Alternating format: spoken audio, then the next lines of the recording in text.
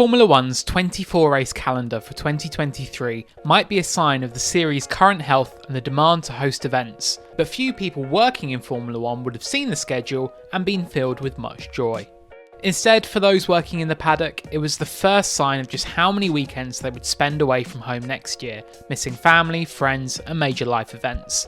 People called the calendar brutal, joked about the upcoming boom in business for divorce lawyers around Oxfordshire, and shuddered at the thought of how much time they would spend cramped in an economy class seat across the course of the coming season.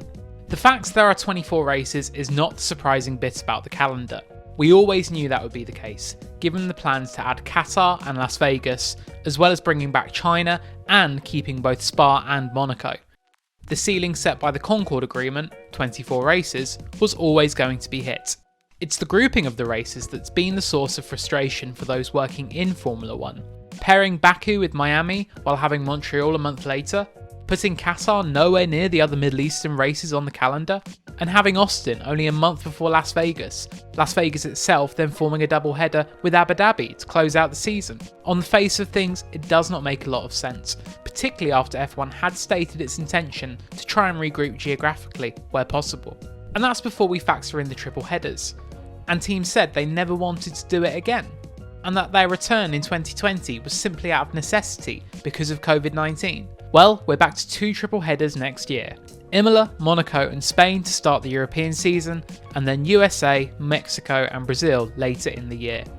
5 races in 6 weeks to round out the season may be exciting for fans, but it will stretch the paddock to its limit. So what happened to F1's plans to try and regroup geographically from 2023? This was one of the biggest criticisms laid against Formula One about the calendar for next year. For a series that is aiming to achieve net carbon zero emissions by 2030, there is a huge amount of air travel involved.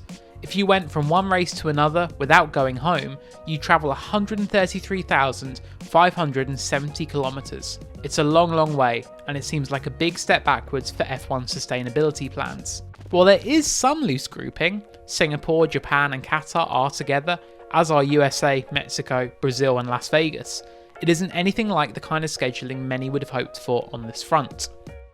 F1 did make efforts to try and group races better, but for many events, with contracts already in place and dates set, shifting races around simply wasn't viable. In some cases, the push to try and get a date change even went up to the very highest levels of government, only for it to be rebuffed. Promoters have to factor in the time of year, the weather conditions, and any possible impact on the fan experience, which is ultimately how they bring in the revenue to cover the F1 hosting fee. It is not the work of a moment. Making the shift to a more grouped calendar is an area F1 will work on moving forward, but it will be tricky. It will need to weigh up the challenge of shifting dates around and keeping promoters happy with its sustainability commitment. But for the sake of the planet, there can only be one winner here. And this is all before we consider the human cost of a 24-race calendar. The toll of F1's ever-expanding schedule on those working up and down the paddock is something teams have been increasingly conscious of in recent years. Staff rotation is something most believe is now not just desired, but necessary in order to keep personnel fresh and prevent them from burnout. Mercedes F1 boss Toto Wolff told Autosport last year he even thought it should be written into the regulations to account for the pressures of the calendar, particularly when it comes to looking after the mental health of those working in teams.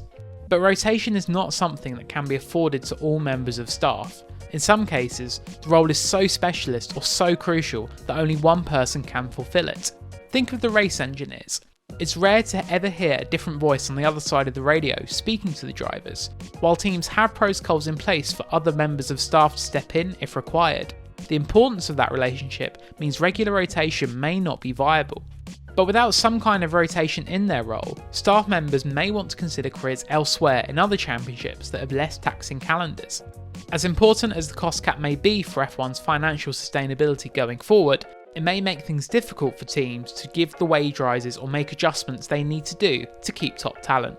The other fear for many in Formula One is that the calendar won't stop growing at 24 races. Domenicali suggested last year there was demand for as many as 30 races, but F1 did make clear this was not the plan. The Concord Agreement sets the limit at 24 races. It's important they stick to that. As appealing as the additional income more races would bring to teams through their prize money payouts and to Formula One as a whole, they must consider the other factors and the trade-off involved. And what do you think? Does Formula 1 have too many races on the calendar for next year? Should it cut back from 24? Or is it right to give fans more racing action?